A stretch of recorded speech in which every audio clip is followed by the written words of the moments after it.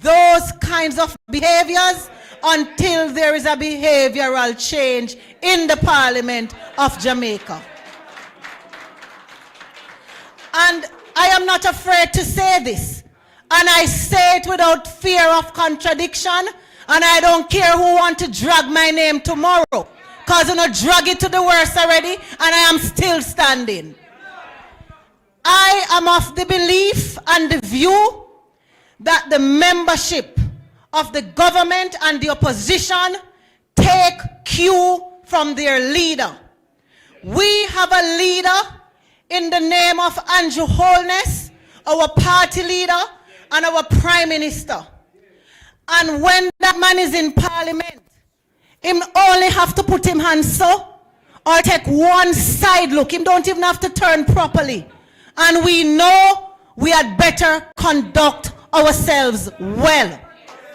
Even when our prime minister and party leader is not in chamber, we have a house leader in the form of Floyd Green and a deputy house leader in the form of Robert Morgan. And we know that we have to conduct ourselves with decorum. I watch the parliament week after week, and when I say watch it, I mean sitting in the chamber and watching. And when the opposition leader is in the chamber, a lot of these young MPs, they don't have any respect and they don't behave. You see, when parliament go up until late at night and the opposition leader has left, ask any one of them in there. You see them start to behave. So what are we to conclude? We take our cue from our leader. The opposition leader need to tell Jamaica if his members are acting on his cue. I don't know, I'm just saying what I am observing. It is disgraceful and it don't look good. All right, come off of that for now. Minister Samuda spoke earlier, and he spoke about the voice notes. And he said he was happy that they were out there so that the public could understand what many of us have been trying to say year after year.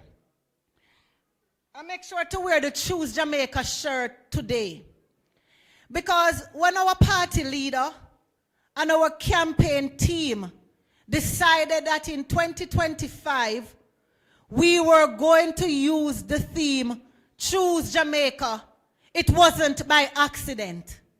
It is because our prime minister and party leader has the interest of Jamaica and Jamaicans at heart. Our prime minister and party leader also knows that he has a team of 62 other candidates who were lined up behind him who have Jamaica and Jamaicans at heart. We know that every single decision that we make in our respective constituencies and in the various ministries that we have been assigned, we have always known that we must choose Jamaica and Jamaicans by implementing projects in non-partisan ways. Now, one of the individuals who have been caught in the voice note, or who is said to be in the voice note, is one Mario Mitchell from the Belfield division in the constituency that I represent. When I started my journey in 2020, we had one single councillor. May he continue to rest in peace. The great Cleon Francis, a.k.a. Pancho. Pancho died less than 2 years into my term. So I had no councillors from the Jamaica Labour Party. And as we continue to say, the parish council and the parliament is two different systems of government. MP can't go down to parish council and tell the councillors how to spend their resources. But if you have a JLP MP and you have JLP councillors, though you can't instruct the councillors, we have the same goal, the same mission to bring about a better Jamaica. So we can all sit at the same table and we can say, all right, let us put the resources together. You do that and you do that. It works better that way. Now, notwithstanding the fact that I didn't have councillors to finish my term and that I started off with one, I never allowed that to deter me. I put good leaders in each division in place, and we look at the projects that need to be implemented, and we implemented accordingly. What Mario is saying in those voice notes about their plans to sabotage in the council, I never need no voice note, because in my first term, I shared some experiences of what was done to my projects when they were sent to the Manchester Municipal Corporation. A lot of persons don't know the $20 million that every member of parliament, all 63 of us get the 20 million, is the basic resource from CDF. And I soon tell you some more things that all of us get. So when you see the new PNP MPs out there talking about government not helping them and government not supporting them, a lie them a tell. Last term when you saw how many new MPs, you had Tova Hamilton down in Trelawney Northern. You had Crystal Lee in Northwest St. Anne. You had Mean Central. You had Chinin South. You had Sibley's up in Clarendon. You had Enriquez. Who again with that did new? Nesta, him going like him a big man, you know, but he knew too. Then we had Donovan in Central Kingston. You had Jamaica Davis down in Hanover. You had Danny Lawrence. Who again? We had Moreland. I am saying that to say, you never saw one of us as new MPs out there in the public bawling and carrying on like the government didn't give us resources to help our people. This foolishness that they're not getting any money, I say it again, a lie them a tell. We all get the same basic resources. Anyway, I soon come back to the resources. Let me go back down to municipal corporation. I said it before, and the mayor did promise to lawsuit me. Election done, come and done, and now he can't lawsuit me because he knows I wasn't telling any lies on him. No, next Mitchell, Donovan. You can ask our minority leader, when a councillor dies, it don't matter if they are from JLP or PNP, it is the mayor who has control of the resources for that division. So not because Pancho did dead and Pancho was labor right, I couldn't get Pancho money to spend. Hear this and hear it well coming and tell no lie upon him.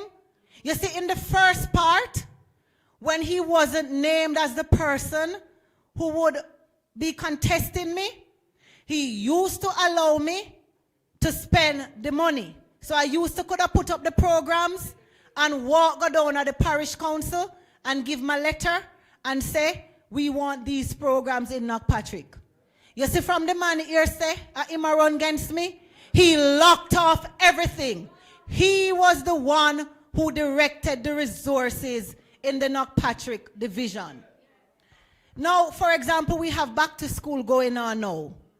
MPs, we cannot spend the 20 million that we get on our own. So when you come to a member of parliament office and you ask for a benefit, we have to send it off to an agency for them to process on our behalf. Agencies such as the SDC, the same parish council, RADA, or so and so. So for example, this year, I send my back to school money down by the municipal corporation. Listen, I'm not tell no lie upon them. You see, because of the voice note, they must send out the money fast. No, me not lie to you. Very fast. I wonder how them a process the something them so fast. But you see, before the voice note they drop, you see when I send my things them down to the council, week after week, you call them, everybody I run around. Every day you get a different story. I struggled to get my programs out of the municipal corporation to the point that I had to limit what I sent there. The mayor himself saw me and said, oh, you stop sending your money, come down here. And I say, yes, I stop. But there are some programs that we don't have any choice, and we have to send it there even though we are MPs. As I say, before that voice note, them used to take long with me something them, I can't get them out. From that voice note come out last week, the something them just a fly out fast. Because they know I will come and talk about it. But I can still talk about it because I know what my realities were. When we tell people that who you elect to represent you matter is not a joke. You have to take local government seriously. Because there are some projects that MPs can do and MPs can't do. There are some projects that it is the councillors and the municipal corporation that can do them. So even the very town of Mandeville, it is the mayor who is in charge of looking after the town. In my first term, I did a lot of work in that town, all the road behind Bashko. Twice I had to fix that road. And he is supposed to go there to talk to the store operators about the water and the acidic release on the road that is causing it to deteriorate. I don't know if he went because the problem still exists. Paint up wall, paint up sidewalks. All of those things I did in my first term. I walk up and down and do the work that the councillors are to do. So it looked like the people in Manchester Central never to understand how it go. So you see now that I decide me not do for them work no more, you see how the town look. Because we have to start showing them up and let people understand that they're not doing the work that they were elected to do. You see all Villa Road, Grove Road, Ward Avenue, that I see people come online and complain about. Those roads are the responsibility of the municipal corporation. It's the mayor and the councillor for the Mandeville division. It's them must go fix it. You walk across the communities in Manchester Central. So many roads that are the responsibility of the councillors that I have had to be walking up and down and fix. And a lot of people had asked, why are you doing the councillors' work? You know why I decided to take on their work in the last term and even now? Because you see, when them not doing it, and you see, if I don't find a way to do it, it is the people who suffer. And I don't want to, and I can't sit down and watch the people suffer. So I have to find ways to go and fix things that they are to fix. But as you heard Minister Samuda say, the local government election is fast approaching. Do not make the mistakes you make in Manchester Central the last time and voting for PNP councillor who don't have any use and who don't care about the people because their actions don't demonstrate that. And I have a bone for pick with you up here too, although I love you dearly. I can't believe you sit down up here and make Lizzie get vote out. Lizzie, him look after the people morning, night and noon. He used his own resources. It's only God can come down and tell me say no heartbreak kill off poor Lizzie. So labor rights, don't make the mistake again. Make sure whenever the local government election is called, you have a JLP councillor back in the Walderston division. I saw it name? Good. Then Christiana division, labor rights. My God, man. I want to mean to sit down and vote against the former Mayor Harrison, the man who for years on top of years have done so much. Anyway, we are family. We make mistake. All is forgiven. Here what you're going to have to do. Make sure you don't make that mistake ever again. Make sure that after the next election, this man, Omar Miller, is the mayor of Mandeville.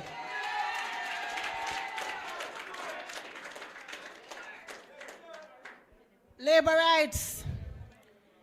The mayor himself came right up into Minister Babsy Grange's office because we were discussing the monument that we were to put up from the train crash.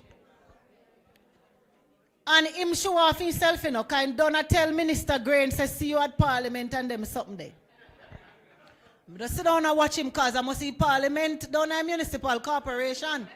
And it's only a pity because him did big and bad, you know, and say him a go win. I don't know why he never used that confidence and resign from the mayorship and resign from the Royal Flat Division. Because right now, he wanna back over the council. But the law doesn't say he has to resign, so he never resigned. But after the election, I saw him on the television saying the people prefer him as mayor. Nothing no go so. Nothing don't go so. And I have the numbers right here. Down in Royal Flat Division, when he show off himself and say him is son of soil, and he has been there for 20 odd years. There are 4 divisions in the constituency that I represent. Knockpatrick, Mandeville, Royal Flat, and Belfield. Every time there has been an election in the constituency of Manchester Central, Knockpatrick division always give out the most votes for the JLP. You see the election were just gone? When I line up side of Mr. Mitchell, Lord Jesus. Labor rights. It is the first in the history of voting. Go up on the EOJ, go site, go check it. And the first labor rights come out left, right, and center. Right in Royal Flat Division. And that is the division that I got the most votes out of. So if I did Royal Flat Division alone, voting gone. So nobody never prefer him as mayor. Because they not even prefer him as councillor. And I have to tell him, resign from now, no, Papa. Because you're getting a candidate down there who going to show you and give you what you're looking for. Anyway, the other day, you would have been watching the news. And you see we just a Bilson Road. Minister Green soon can tell you how the farm road them go. But labor rights, I was doing several roads and I'm moving around nicely. We have one in Berwick Town, a parish council road. That the road no one name asphalt. Never before. And some areas don't have no running water. And I put that on the Spark program and we lay pipes. We lay in the pipes down there. Then, round at Showers, we do one road around there, that one is the Rada. We're going to one next place called Trespass. No road never built there, so ever. Then down at Barnstable now with borders, Mandeville and Knockpatrick. Anyway, long story short, coming on go down if me start. If me continue on this. But they came on the TV and start to cuss me. Say me I fix their road. I'm not get no permission. And I've said it before and I'm going to say it again. if you no go and fix the road them won't have responsibility for, I wouldn't have no road to fix. And me now ask you for no permission to fix no road. Well, you fi fix or you not fix. Me I go fix somewhere, me now ask you nothing. Then, when they saw that election was coming, me not even have no belt. Who have one belt? Me want to show you something. Lend me the belt, ambassador. So when they saw that we were going to start with the Barnstable Road and the Berwicktown Road, you know what the little wicked them do? Belt a pull, me soon tell you. They run to the community. Them take the money that our government give them to go fix some roads. They know we were starting with Barnstable and Berwicktown. Them call it Berwicktown. When we were going through on one inspection, the same Carl Smith for the councillor for Knockpatrick, he was right there. The mayor was right there. And they know that we were starting with those roads. And you know what them do? In a them true PNP fashion. Them take asphalt and run go out there a little bit before the election. You see if this is how the whole road long and need for fix? The little general them fix from the belt buckle to right here so. The little front part and they left all of this part. And then they come on TV and tell lie. So we now consult them and we dig up road where they fix. They never fix nothing much. And they knew we were going to fix it. They could have used that resource and go into other communities that they know was not on the list to fix and go drop the asphalt there. But at them kind of games them play. I am just coming from a church service in Mandeville.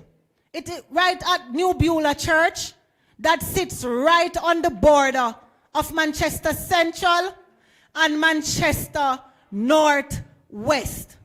Right? We didn't expect to see Ambassador Marks because she's having this event and the one councillor she has. I know Councillor Morant was busy helping to organize certain things. But I was the only member of parliament down there. We don't see Bunting, we don't see Mikhail. And then remember I tell you it sits on two borders. You have 4 PNP councillors over Manchester Central and 4 over Northwest. And not one one of the 8 councillors from the PNP came to the National Parish Church Service, our Independence and Emancipation Service. And their names were printed in the program. You see last year when the election come, everybody busy, you can't find chair to sit down. They can't reach fast enough. So from I became MP, ladies and gentlemen, and the graduations, I always go to my graduations. And when I can't go, I send a rep.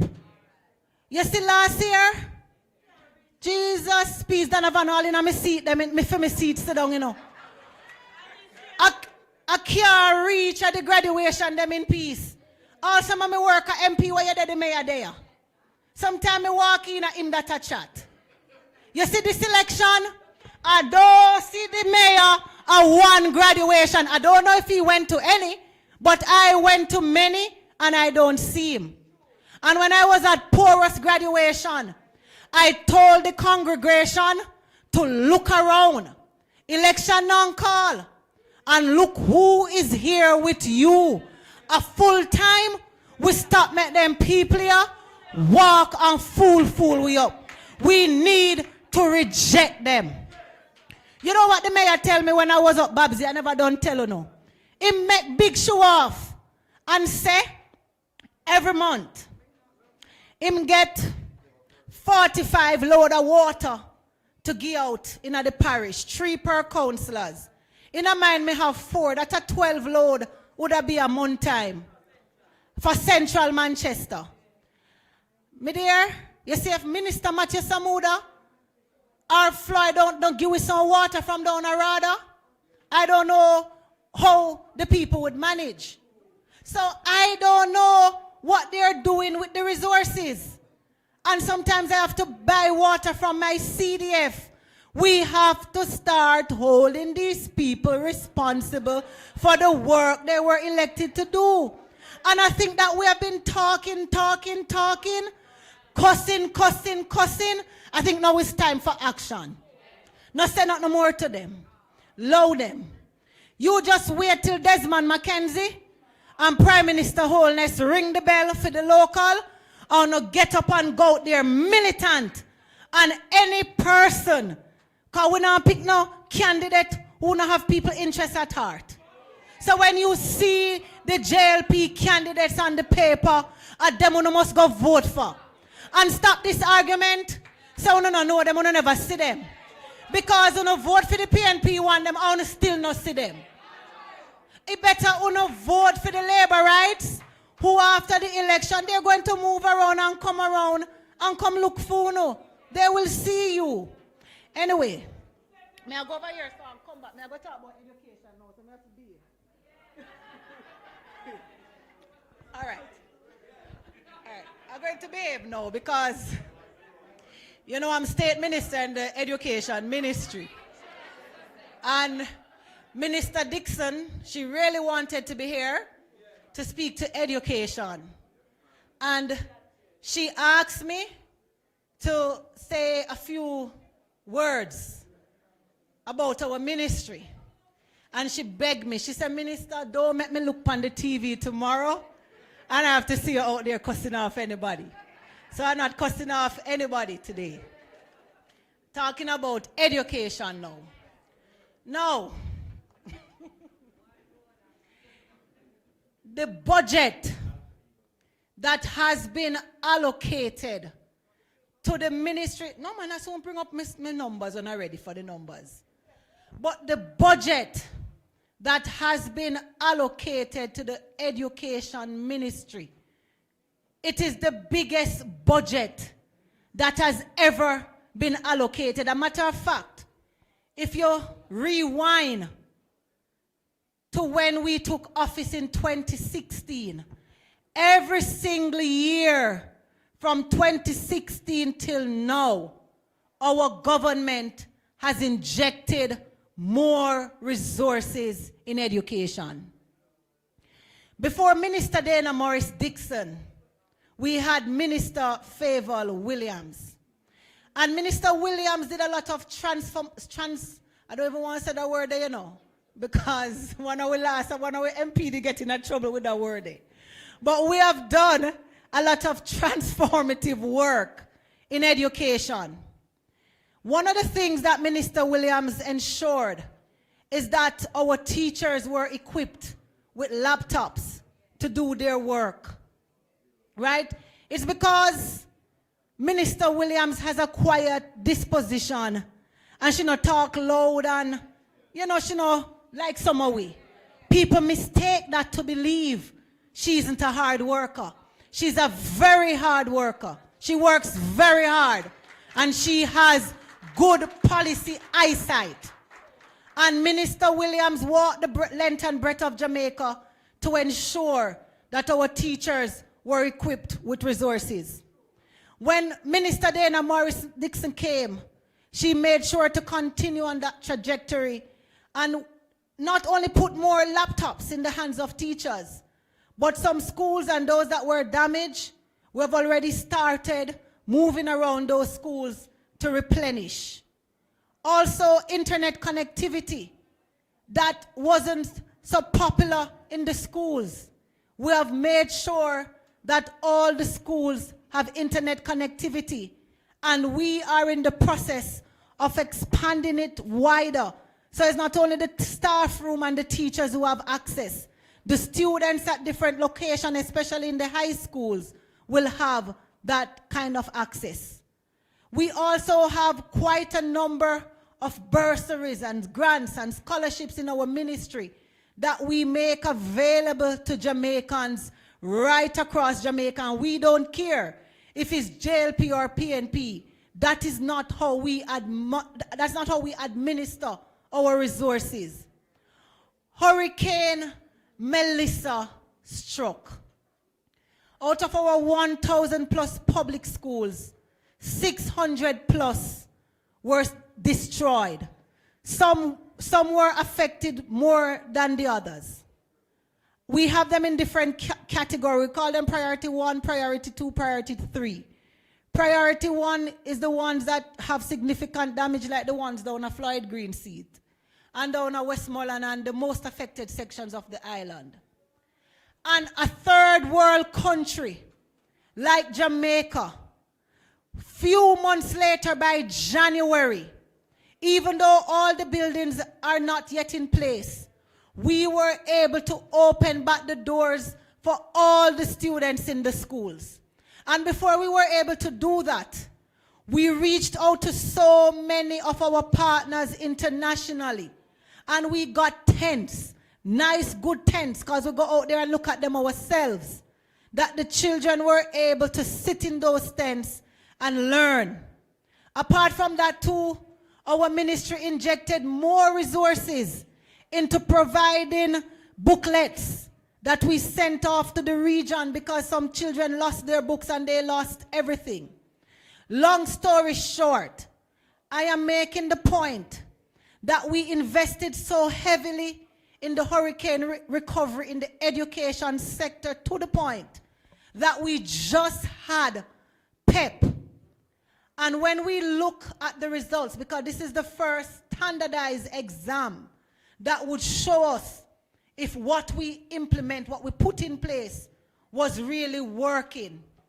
And this year, the maths, the language arts, the literacy, the numeracy, when you look at our performances this year versus the performance last year and the year before and the year before and the year before and the year before, this year is the highest number of the highest percentage of passes we have had.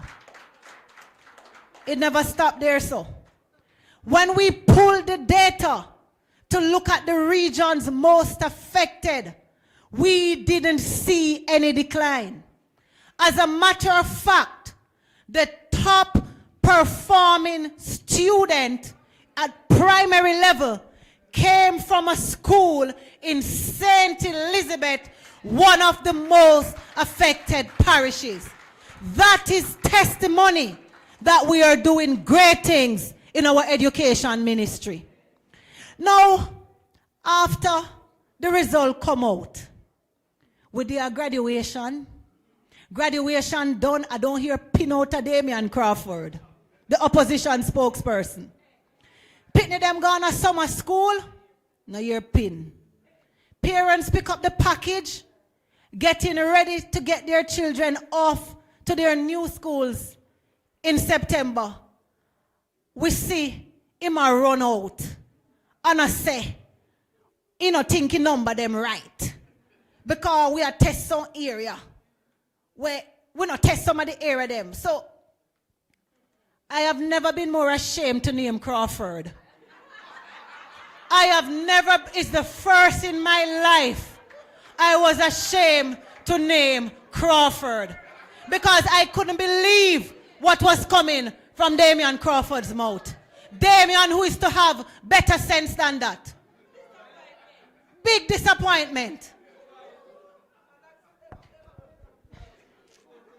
You know, Minister Dixon really asked me to conduct myself, you know, so I don't want to go down that road. But it's vexation of the spirit, man. And I beg in the media houses, you see when you're reporting things that Damian say, I beg you say MP Damian or something.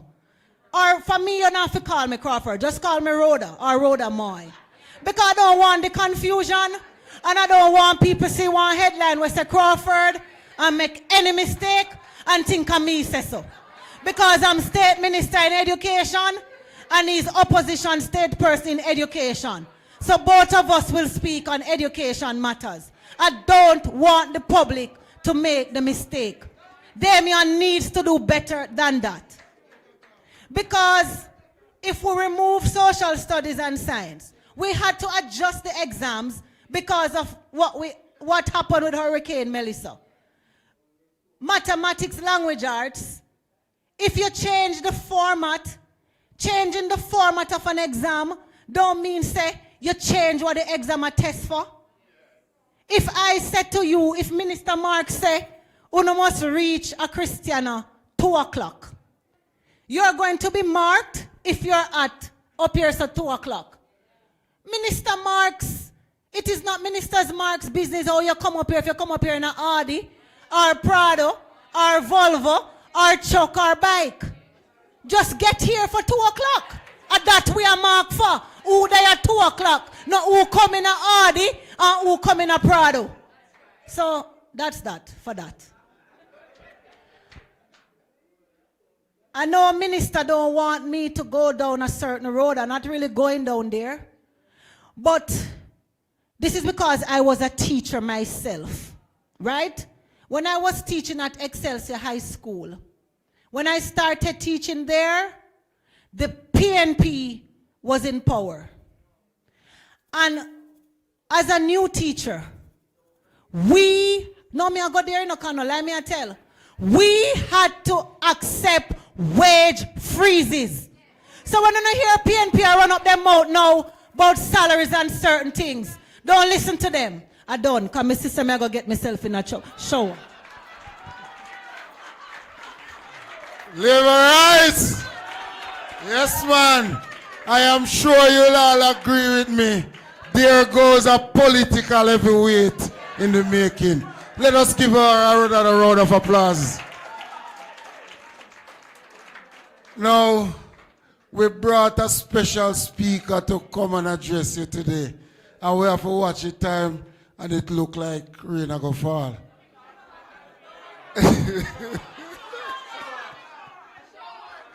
Of course, show us, we say. All right, so we have here to address us today our Minister of Mining and Agriculture. Help me put your hands together as we welcome to address Area Council 3, Minister Floyd Green.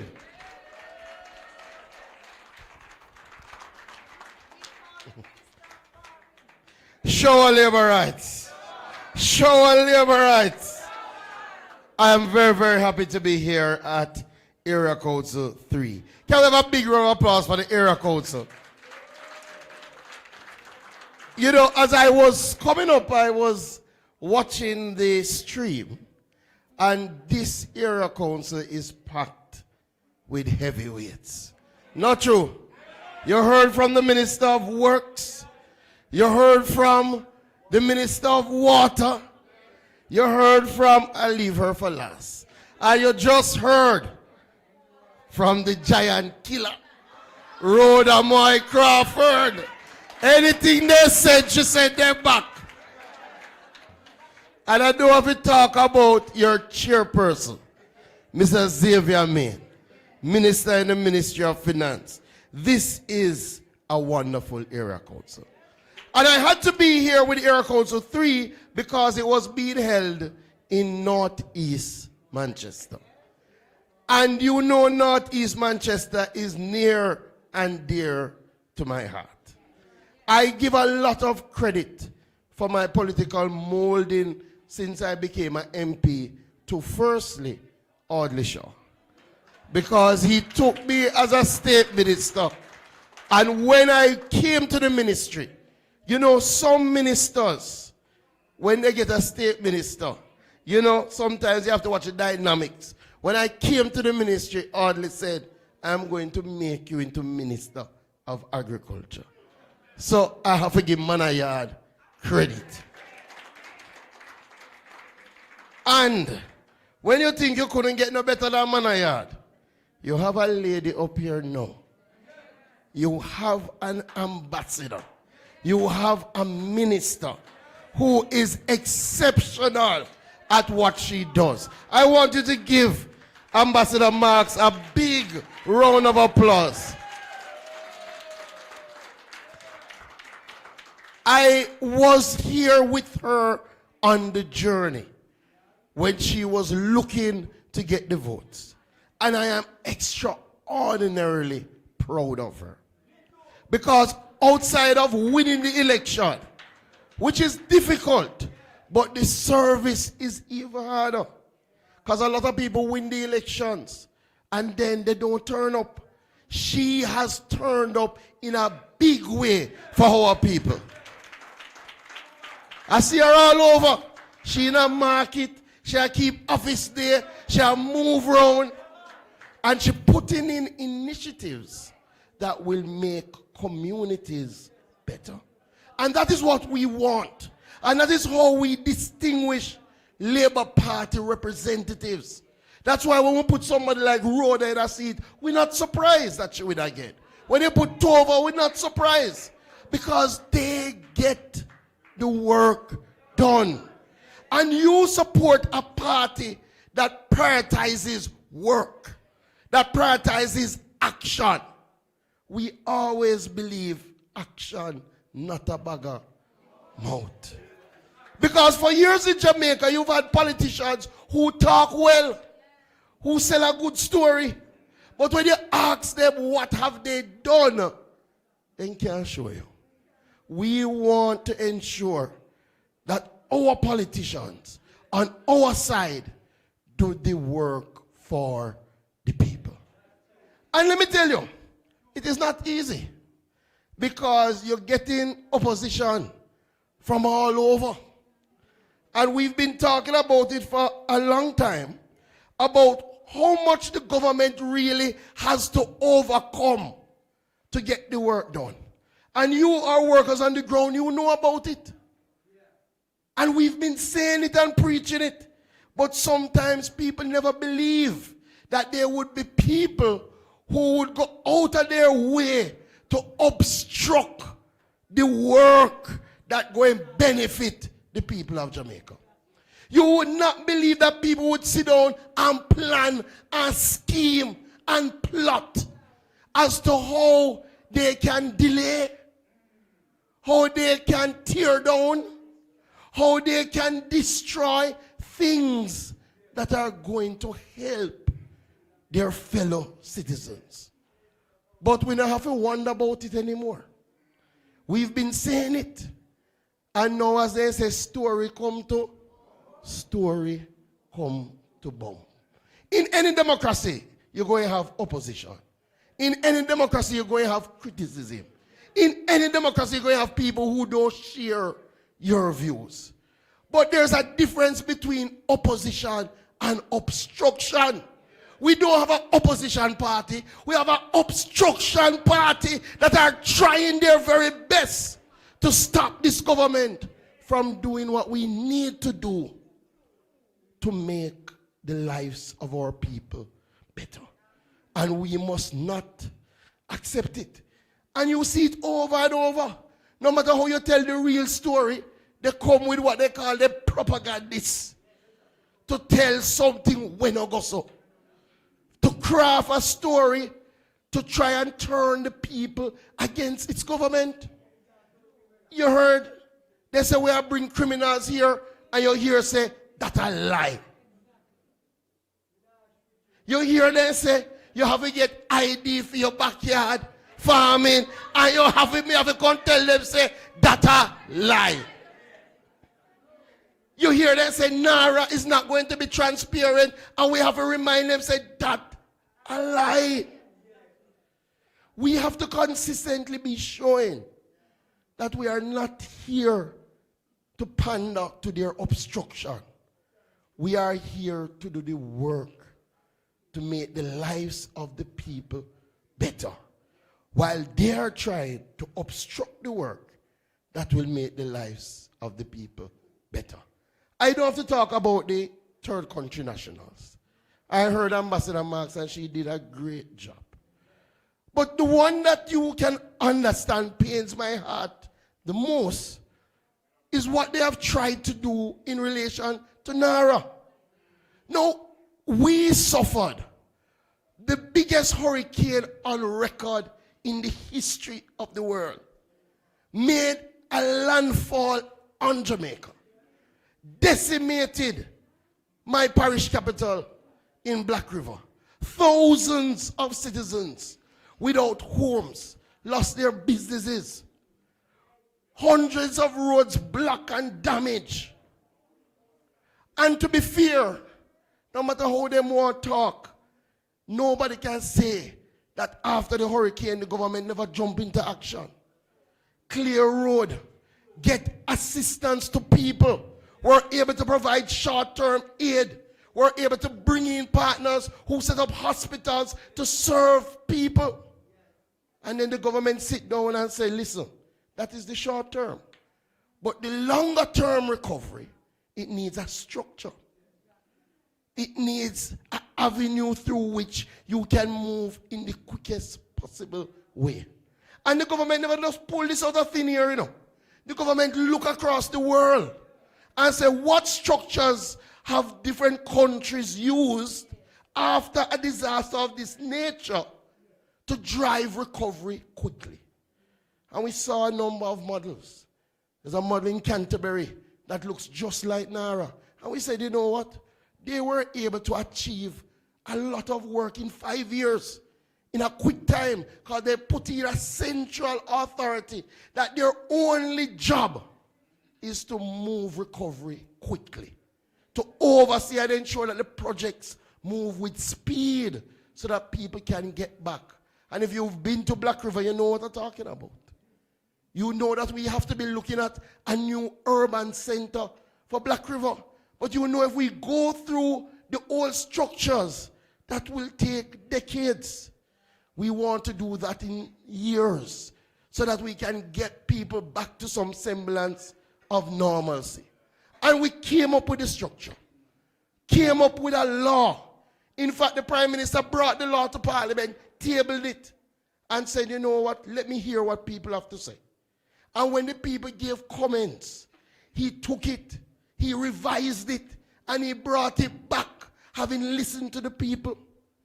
And you would think that after that approach, which is a people-first approach, that they would support it. You would think that they would come and say, let us come together, put politics aside. Let us move in one accord because people's lives are depending on the speed with which we move. Did they support it?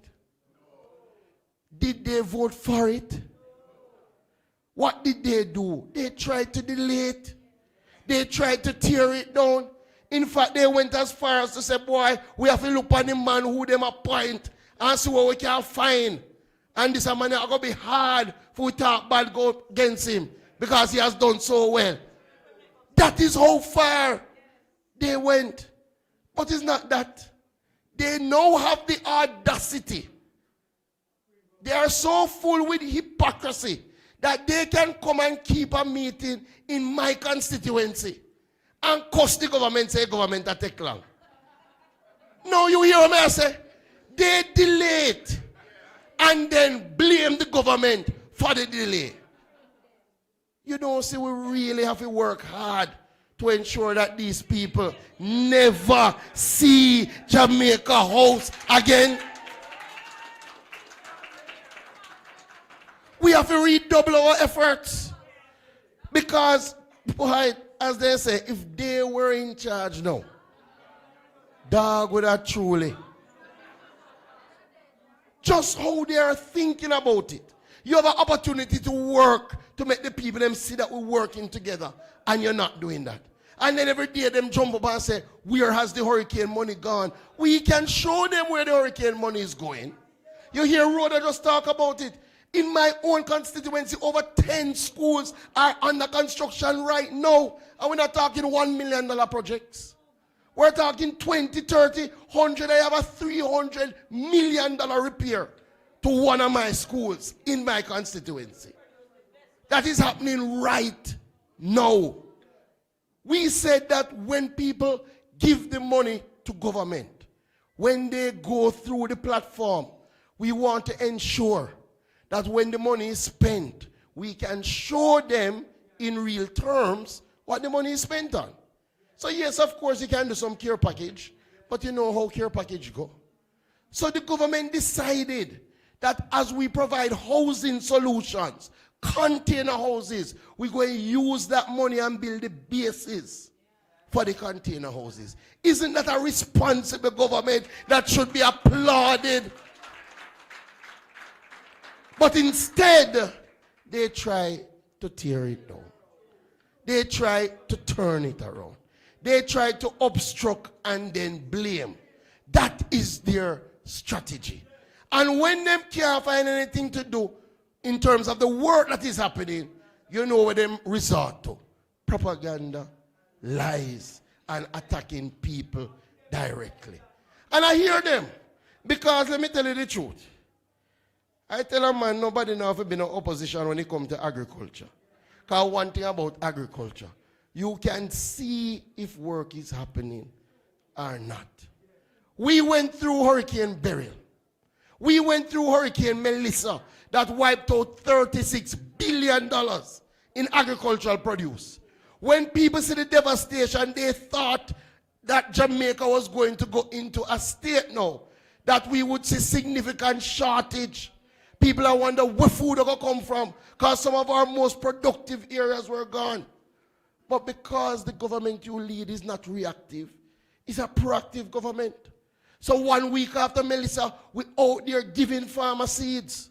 1 week after Melissa, irrigation systems are back up because we buy generator, so we don't wait at JPS. 75% of our customers 1 week after Melissa can turn on irrigation water.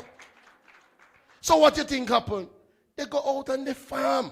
And you and I know we have some of the best farmers in the world in places like these areas. And what did we see 3 months after Melissa in January? You never hear nobody talk about shortage. What you hear people talk about? Glut, too much tomato, too much onion.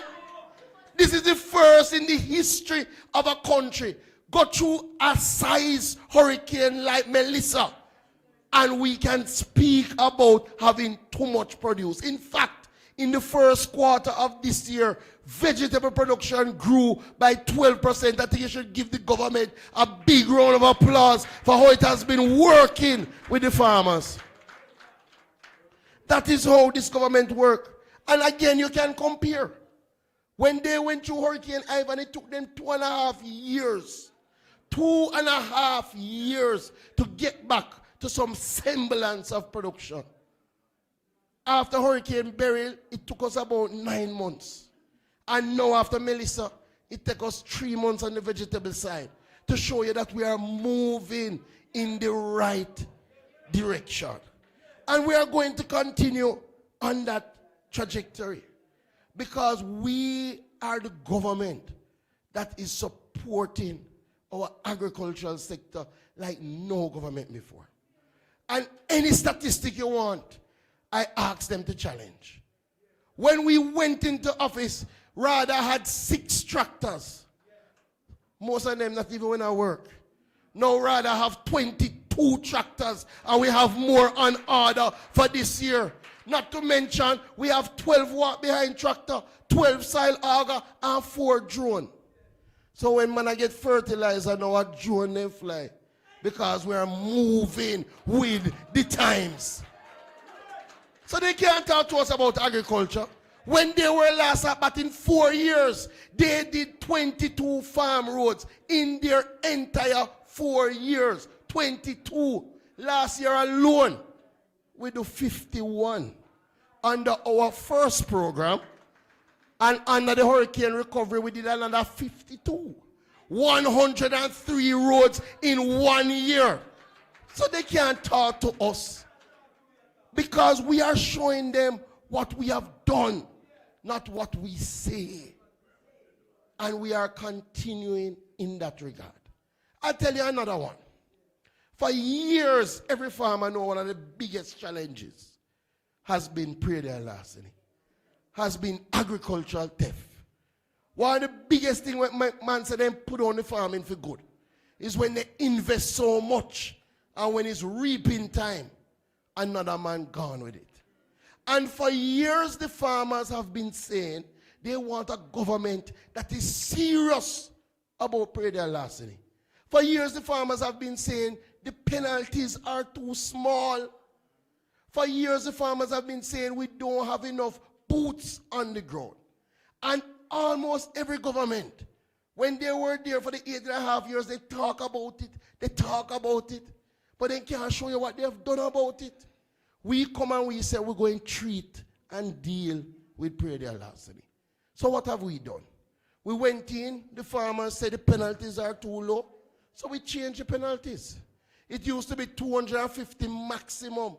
That is the fine for prayer larceny related crime. 250,000 maximum. We moved that to $3 million. It used to be the maximum time in prison is 6 months. We moved that to 3 years.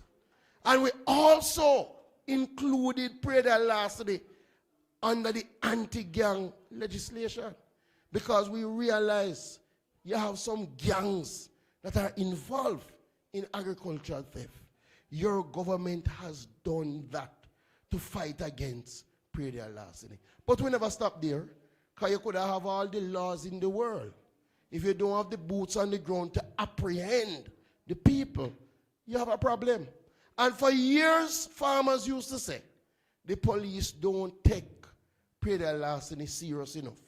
When they go report say they lost a goat, police say, boy, they have murder. So they have to hold on. So we say, you know what we need? You need an area in the police force that all they focus on is agricultural crime. That when you go to report, you have a specific unit that is their charge. So last year we launched the Agricultural Protection Branch of the police force. It started with 50 officers. It now has 120 police officers that every morning them wake up, all they care about is fighting against agricultural crime. And it has been doing extremely well. And I saw an editorial trying to give us credit. But, you know, they don't like give us credit. So they say, it look like it's doing well, but where are the statistics? Well, I will give you the statistics again, because I gave some of them already. In 2024-25, we arrested, as a country, 115 people for prayer larceny offenses. Last year, 1 year operation of the Agricultural Protection Branch, we arrested 642 people who were involved in prayer larceny offenses. One of the things that we have to know is when the people use motor vehicles to commit agricultural crime, the vehicle must come with the police. One of the things that the farmers have said for years. So 2024-25, we seized 30 motor vehicles that were involved in prayer larceny. Last year, under the Agricultural Protection Branch, we seized 162 motor vehicles that were involved in prayer larceny crimes. But it don't stop yet, because I tell man, you know, my background is law. So it's one thing when you get an arrest, but sometimes you get an arrest, but you don't get the conviction. So I love conviction stats a little better than arrest stats. And in 24-25, we got 18 convictions for prayer larceny offenses. Last year, 145 convictions for prayer larceny offenses. So we are moving in the right direction. And because we're moving in the right direction now, they might try to find a way to tear it down. They might try to come up with story and tell people to go up on the internet, go spread propaganda. So when you plant in your backyard, you need an ID. No such thing. We have never said that and will never say that. We are the government that has been encouraging people to do more backyard farming. As minister, I have distributed over 5,000 backyard kits. But we are also the government that is saying, if you are doing commercial agriculture, we need to be able to identify who is the commercial man and who is the criminal. And as such, we have a system that has been in place since 2004, that you have a receipt and you have a receipt book. And my farmers know that system. So that when you stop a man, you can say, where is your receipt? But that is only when you're transporting commercial things to resell. That is how the system operates, but we are going to be on the road to ensure that. Just like how for years, you know, we've had a system around tagging of cows. That has existed for the past 12, 15 years. But the truth is, some people use the tag, some people never use the tag. But we are saying now, the law say, you must tag your cow. And the easiest way to find out whether a man have a legal cow or in thief it is to check if it tag. And if you are a butcher and you're dealing cattle, you have to have the tags so that we know that the meat that you are trading in is bona fide. So now we have more officers on the road dealing with that. And I know because of that, more farmers now are coming to get their animals tagged. So we are going to be ramping up our tagging service. In fact, we have already hired 6 interns. We're hiring now 6 animal health technicians to treat with that. We've already purchased 2 new motor vehicles to help with the tagging system. And we're going to, for the months of August and September, we're going to embark on a system where those who have cows who are ready to slaughter and they have their receipts, that they can move with them so that we clear the backlog that we have and we continue on the enforcement. One thing about this government, it listens and it acts for the benefit of the people. So I am saying to you, my friends, we have to fight back the propaganda. We have to ensure that we get on the media and tell the reality of the work that is being done. We have to ensure that when they come with their lies and their drive to obstruct, that we call it out and we don't fall prey to it. We are doing work in every area. In Northeast Manchester, a lot of work is on the horizon because this is an agricultural place. So already I think because your member of parliament won't stop, I think I already have 3 farm roads that has been approved for her. And maybe if I start calling name, she'll get in that trouble. But I know Councillor Miller want to hear say Craighead, that we have a road in Craighead that we're going to do. Riverhead, that is on the agenda. Let me not call the rest of them. But you have 3 roads, and I guarantee you, we are going to accelerate the pace of our farm road rehabilitation in this neck of the woods because there are some excellent farmers, and we have to continue. The other thing that we're doing up here, you would have seen your MP, we have a coffee revitalization program. We are bringing back high mountain coffee to these parts of Northeast Manchester. It used to be an area that was well known for quality coffee. So now we have a program where we've started the training. We are providing the plants free of cost to the farmers, and we've started planting again. The other thing that we're working on, Christiana have to have a RADA office. So we're going to bring a RADA office to Christiana. Your member of parliament is on me on that, and we are going to make that happen. Because it's too far for the good farmers to have to travel to Mandeville to get some support. So we are going to bring the service closer to you here in Christiana. 2 more things. Remember, you know, man, we can't talk just about what we are going to do. Because we have things. Coleyville. We've been talking about that for years. That is underway as we speak. We have a $300 million project to retrofit, rehabilitate, and put Coleyville back into storage. And we expect that will be finished later this year. That's a big project. And you know the beauty with your government? Hurricane come. We are dealing with hurricane, but it don't stop us from doing those projects. And Rhoda will tell you, we have another project down in Kirkvine that we're doing a storage for Kirkvine. Right down there in content. In fact, probably another month or so, I will be back to open that. We're not talking about things that are far. We're talking about things that are happening. So I say to all of you, let us redouble our efforts. We see clearly what we are up against. And all the speakers have made the plea that we must take the local government seriously. Because we need to ensure that there's an alignment with vision, with direction, and with just the ability to get things done between central government and local government. Right now, we don't have that in Manchester, and we need to have that in Manchester. Things would move a lot quicker when you can pool the resources of local government and central government to a dedicated purpose.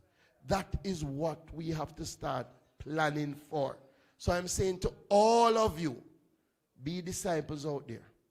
Spread the good word of the Labour Party. Don't be afraid when you're in the taxi to make the people them know that the other side is focused not on opposition, but on obstruction, while you have a party of action. And let us get ourselves ready for the local government so that we can take all the parishes so that we can speed up the progress. You must be a proud supporter of the Labour Party.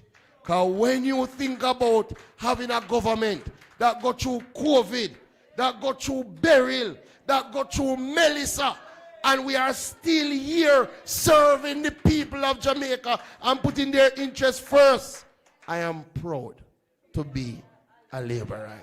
God bless you. Yes. Yes. I almost forget that it's era code. So I'll take some questions. Yes. Afternoon.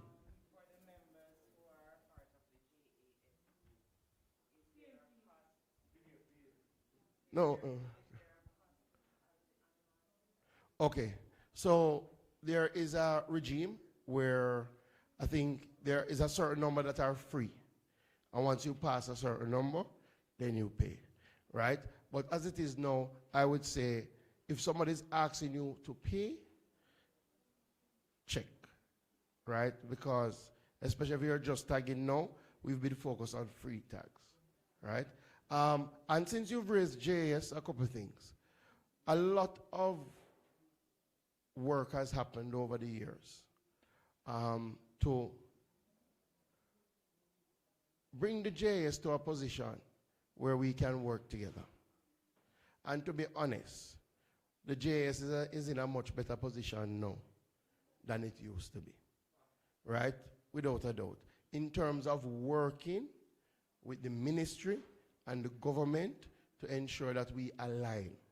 One of the things I never spoke about that we plan to do to Christiana is between the ministry, rather, and the JS, we want to establish a farm store in Christiana so that we can bring down the prices of inputs, things like fertilizer, chemical. We believe that competition is important to drive that down. And we're going to be working with the JS in that regard. So I say all of this to say, join your JS group, right? Sometimes we stay away, and sometimes that's what creates the challenge. Join the groups, right? And support things like Dembi. Dembi, you know, is coming up next weekend, 31st, 1st, 2nd. Support it, because I'll tell you, my view this weekend, yes, this weekend is Dembi. We want to see all of you there. Right, I will be there every day, so just come and look for me, right? But the point is, every strong agricultural system needs strong farmers groups. So whether it is a PMO or a JS group, when farmers are organized, it is better for everybody. I'll tell you one more. We have a program right now, and it would work very well for Northeast Manchester, where if you have a group and you can identify an area of land that we can do a catchment for you, do a catchment pond for you, we will do that for you free of cost. so that when the rain falls, you will be able to retain that water. And then we will help you with like pumps so you can use that water in the dry time. And you and I know Northeast is not like one time where you're guaranteed to get rain, right? Now you're seeing a lot warmer temperatures and challenges with rainfall. So if you have a group and you're interested, reach out to RADA. We can do that for you right now. We've already done 40. Let us say you don't have a group and it's you one. This is what we do. You would have to do the excavation and we will give you the pond liner, right? So you get the pond liner free, but you would have to do the excavation. All right. Any other questions? Yes. I can't get the 1 minute, not an ear. Thank you. Yeah, we can. Yes. The question and answer, we Thank can you. close down the street. All right, Minister.